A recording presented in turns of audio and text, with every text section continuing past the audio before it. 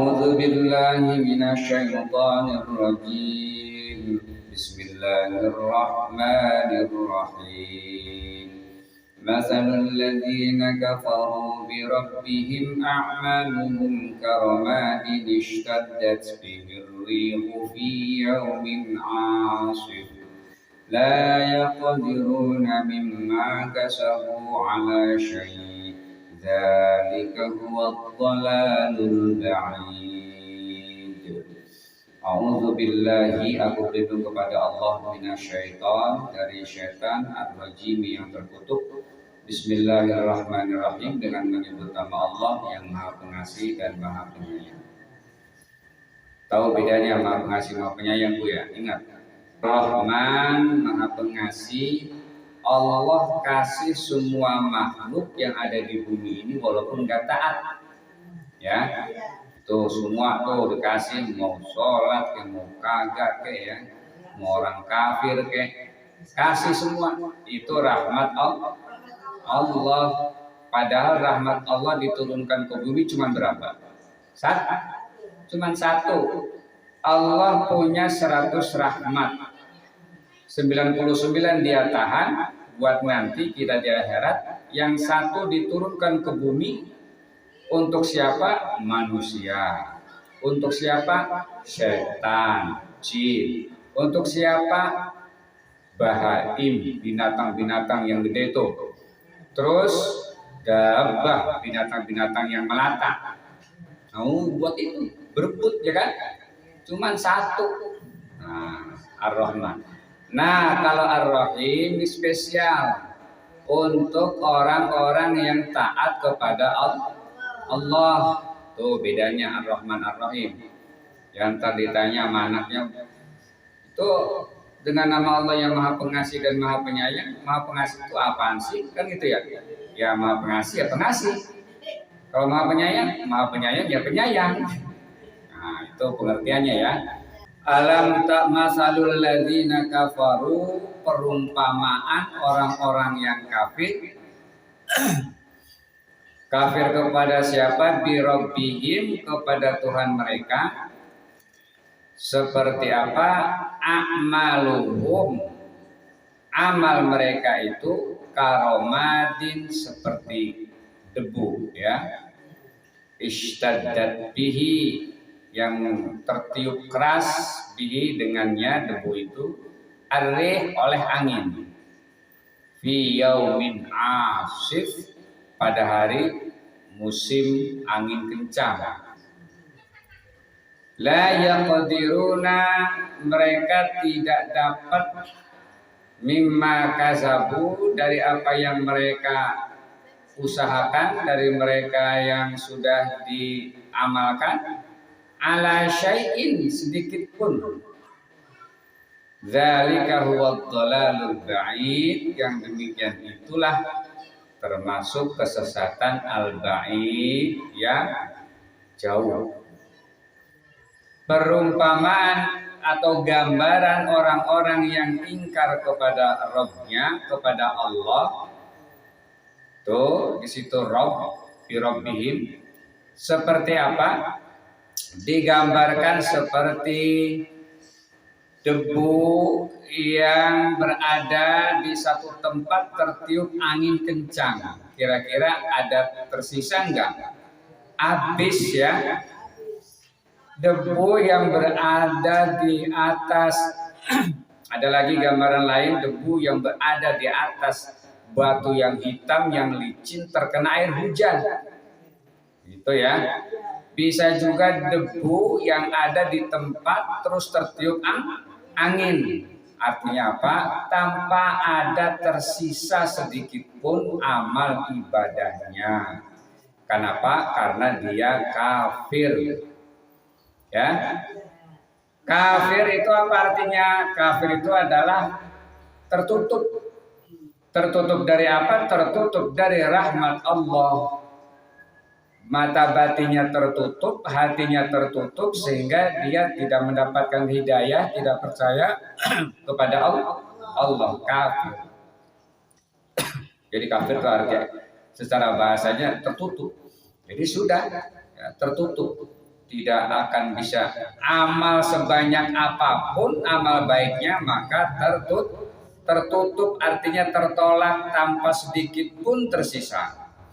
Jadi kalau ada orang yang mengatakan begini, saya mau nggak sholat, nggak puasa, nggak zakat, ataupun bahkan dia itu non muslim ya, non muslim, lalu dia nyumbang masjid ya, nyumbang saudara-saudara kita yang terkena bencana gempa kemarin ya kan, dia kirim tuh ya duit, dia kirim obat-obatan, dia kirim selimut ya, apakah dia dapat pahala? Maka tidak. Itu jawabannya gampang. Berarti kenapa tidak bisa diterima? Karena dia tidak beriman kepada Allah alias kafir. Jadi iman dulu. Kalau bahasa kitanya mah, kalau mau diterima amal perbuatannya ada passwordnya, ada kata kuncinya. Apa kata kuncinya? Asyhadu an la ilaha illallah wa asyhadu anna Muhammadar Rasulullah. Masuk Islam baru terima. Begitu ya.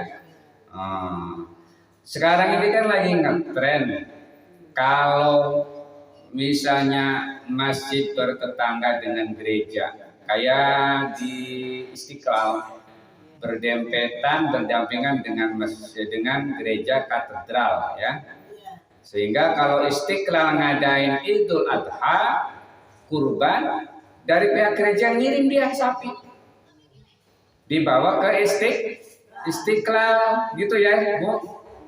Gimana, diterima apa enggak? Diterima aja sapinya sebagai bukti bahwa dia menghormati kita, tapi bukannya kurban dia. Sapinya dipotong, niatkan buat panitia Masjid Istiqlal ya, atas nama siapa? Di Masjid Istiqlal kan banyak pengurusnya tuh ya kan, ini dipotong dah dengan niat 7 orang pengurus itu. Jadi yang dapat pahala umat Islam, termasuk dia kurban ya. Kalau dia mah sebagai bukti bahwa dia itu menghormati sesama agama aja gitu ya. Jadi diterima aja, jangan ditolak. Lalu kan kafir ya kan? Non muslim ngapain pakai segala menyumbang menyumbang sapi ya. Gereja menyumbang sapi ke Istiqlal. Begitu. Nah, terus juga ada di sekolah-sekolah nih Bu ya. Siswa-siswa dimintain duit arang 50.000 ya kan, kumpulin, belilah kambing satu kelas tuh ya kan. Nah gimana tuh, buat siapa itu kurbannya? Ayo Bu jawab, kesan gak itu? Dipotong ya kan, bagi-bagi lah, orang banyak amat satu kambing, buat siapa? Itu jangan dilarang, jangan ditolak, terima aja duitnya, kumpulin, beli kambing ya silahkan. Nah saat memotong niatkan buat di situ siapa, misalnya wali kelasnya, begitu, niatin ya kambing ini buat wali kelas. Lah terus gimana anak-anak yang nyumbang 50.000 itu dapat namanya dia belajar sodakoh ya, tetap dia dapat pahala begitu ya. Karena 50.000 yang terkumpul itulah bisa adanya kurban dan mengorbankan wali kelasnya begitu. Jadi untuk memberikan pembelajaran kepada anak-anak gitu ya, betapa pentingnya kita berkurban begitu. Jadi jangan dilarang. Wah nggak sah itu ya kan? Lo ngapain? Lah masa kurban 50.000? Nah tuh, jadi begitu aja ya triknya. Nggak apa-apa membimbing mereka supaya terbiasa. Nanti dia kalau sudah lulus dari SD, nanti SMP, SMA, bahkan dia kuliah, nanti dia jadi orang yang kaya, para pengusaha. Ingat dia saat SD kan?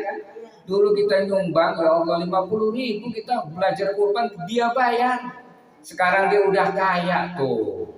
Dan dia mau berbagi, berkurban begitu. Memang kurban nggak dibatasi. Siapapun kalau memang mampu tiap tahun ya kurban. Nabi Muhammad berkurban pada hari-hari terakhir Zulhijjah, Muharram, Safar, Rabiul Awal. Meninggal tuh ya. Jadi 3 bulan ya. 4 bulan dah, Muharram, Safar, Rabiul Awal. Nah, di bulan haji itu dia berkurban berapa? 100 ekor unta. Saat dia memotong, pas unta yang ke 63 berhenti dia. Ya, berhenti. Udah gak kuat. Nah, 63. Akhirnya diteruskan oleh Sayyidina Ali sampai 100, berarti 37 lagi dilanjutkan oleh Sayyidina Ali karamallahu wajhah. Nggak ada yang tahu, nggak ada yang nyangka sama sekali itu. Ternyata apa rahasianya? Ternyata 63 itu adalah umur Nabi, ya kan? Umur Nabi 63. Ya Allah, begitu udah wafat baru pada ingat tuh 63 ekor dia potong dengan tangannya sendiri. Ya, setelah itu sampai dia berhenti, dilanjutkan oleh Sayyidina Ali. Apa maknanya? Kok sampai 63? Maknanya bahwa Nabi sepanjang umur 63 tahun itu jangan sampai ada 1 tahun pun yang kosong tidak berkurban. Nah, begitu ya. Nah, itu jadi apapun kita kalau tidak ada dasar iman maka tidak bisa diterima, lenyap dan tidak mengandung makna apa-apa kalau kita tidak beriman. Jadi kuncinya beriman dulu, baru kita beramal. Wal asri innal insana lafi khusrin. Demi waktu sesungguhnya manusia itu benar-benar berada dalam kerugian, kecuali siapa? Illalladzina amanu, kecuali orang-orang yang beriman, baru wa amilus sholihat, orang-orang yang melakukan amal soleh. Yang pertama apa? Iman dulu. Jangan beramal dulu, ya, baru berimannya belakangan, nggak bisa. Ya. Jadi iman dulu, baru wa amilus sholihat, beramal soleh. Baru kalau sudah mampu kita beriman, mampu beramal soleh, dilanjutkan dengan tawasau bil haq, saling ingetin, saling mengingatkan dalam masalah yang hak, dakwah, ingetin, ya. Ya, itu namanya tawasau bil haq. Ingetin istri, ingetin anak, ingetin keluarga, ingetin tetangga, ingetin teman, tuh. Nah, itu jadi urutannya begitu, ya. Jadi kalau sudah kita beramal soleh nih, kita udah memang soleh, melakukan kebaikan, baru kita nyuruh orang. Jangan sampai dibalikin ya. Kita nggak melakukan apa-apa, kita nyuruh orang, ya. Diketawain sama orang. Itu. Jadi kita lakukan dulu, ya. Baru kita menyuruh orang lain. Karena orang yang memberikan petunjuk satu itu, lalu orang itu mau mengikuti petunjuk itu, maka kita mendapatkan pahala persis seperti orang yang melakukan itu.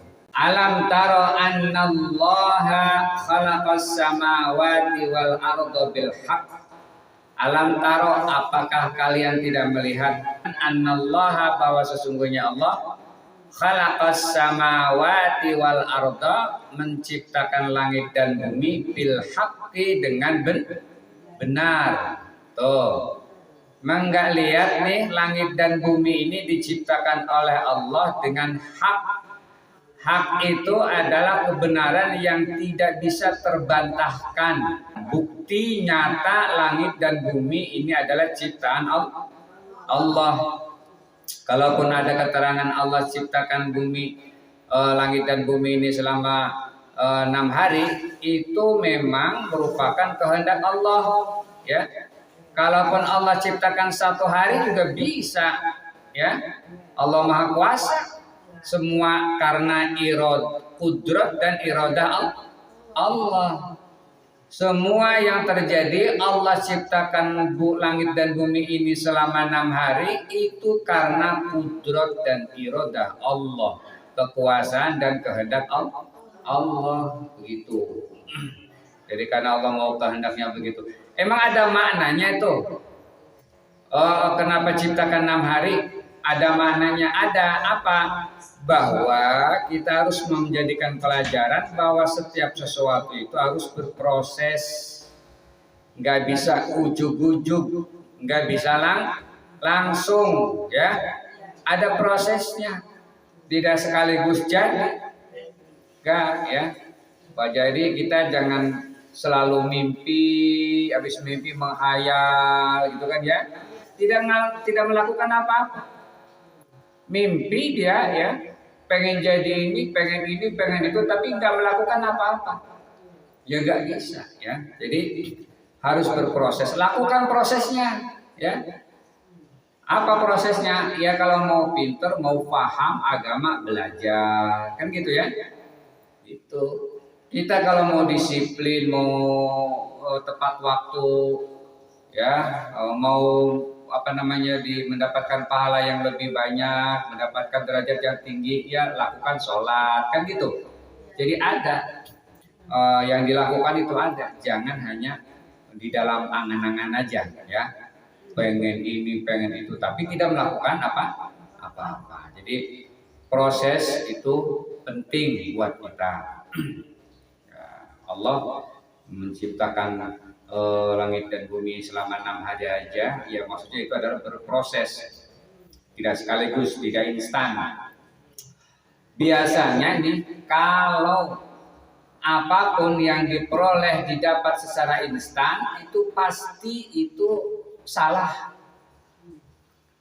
Ada obat manjur, ya, sekali minum langsung gitu misalnya, ya, pasti itu mengandung bahan-bahan tertentu yang luar biasa berbahayanya, itu pasti, ya, pasti. Jadi orang yang normal-normal aja, biasanya kalau yang sekaligus sembuh tuh ada aja penyebabnya, ya. Jadi campuran inilah, campuran itulah. Kalau yang normal, yang biasa lakukan, insya Allah enggak. Jadi enggak ada yang instan, ya. Sakit, proses. Jadi hak itu adalah kebenaran yang tidak terbantahkan. Jelas, tidak seorang pun yang mampu menciptakan langit dan bumi. Makanya dikenal dengan Al-Khaliq. Allah adalah Al-Khaliq, pencipta. Makhluk yang diciptakan, langit, bumi, manusia, setan, jin, malaikat, tumbuhan, binatang, semua itu makhluk yang diciptakan. Kalimatnya kan begitu. Khaliq ismul fa'il, ya, pelaku, yakni Allah. Iyasha yudhibkum, jika dia berkehendak, jika Allah tuh mau, yudhibkum, dia menghilangkan atau membinasakan bumi itu. Wa ya'ti bi khalqin jadid, dan Allah mendatangkan, mengganti dengan makhluk yang baru. Kalau memang mau, ya, Allah pasti bisa, ya. Bisa apa? Bisa menghancurkan bumi ini lalu diisi dengan manusia-manusia yang baru, bisa, ya. Nabiullah Nuh misalnya, ya kan?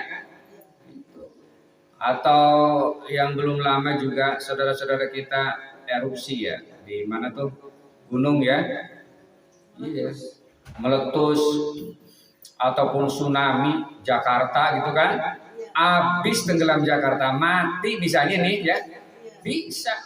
Lalu Allah ciptakan makhluk baru lagi, kan? Itu kalau Allah mau. Jadi semuanya kehendak Allah. Jadi nggak usah bingung, Allah ciptakan langit dan ciptakan bumi ini pasti benar, itu sesuai yang dikehendaki oleh Allah. Kita jangan nggak pakai nanya-nanya pakai segala 6 hari, kan gitu, ya. Memang Allah berkehendak itu. Maknanya apa yang kita lakukan di bumi ini, ya, apapun yang kita lakukan di bumi ini, semuanya atas kudrat dan iradat Allah. Apa aja yang terjadi di bumi ini, ya, mau gempa, mau tsunami, mau banjir, ya, apapun itu sesuai dengan kudrat dan iradah Allah. Kalau Allah nggak berkehendak mau gunung ya biasa diem-diem aja, ya kan? Biasa-biasa aja. Tapi Allah berkehendak, kan gitu ya. Walaupun secara ilmu alam bisa diteliti memang daerah ini Asia memang nih, terutama Jepang itu memang secara geografis letak bumi ya, letak kepulauannya memang rawan gempa. Gitu. Apa itu gempa? Gempa itu semacam pergerakan kerak bumi, ya, pecah gitu kan, meretak gitu. Nah, ya terjadilah goncangan, begitu. Ya, teori alamnya begitu ya, teori alamnya.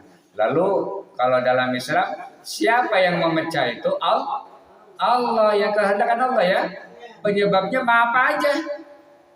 Silakan penyebabnya mau retak ke, mau pecah ke, mau apa ke ya.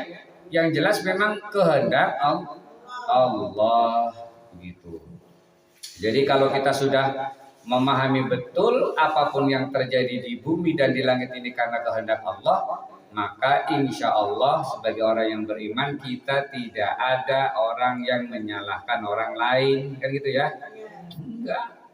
Misalnya seanak kita kecelakaan, tertabrak mobil, ada yang kelindes mobil, ya kan? Ya, bagi kita yang beriman, ya kita percaya, kita yakini bahwa itu kehendak Allah. Untuk proses hukum ya hukum negara, kan gitu ya. Dan kita nggak bisa mengelak, walaupun kita emosi ya tetap emosi, yang namanya anak kita, kan gitu ya. Tetap emosi ada, tapi kita harus tahan ya. Bagi yang beriman nanti ujung-ujungnya itu tetap semua adalah kehendak Allah, selesai, kan gitu. Untuk masalah hukum negara ada lagi itu mah prosedurnya ya. Aparat dan kepolisian itu gitu. Kita tidak usah sampai terjadi maaf sampai kita putus asa, sampai kita stres gitu kan. Nah, itu jangan.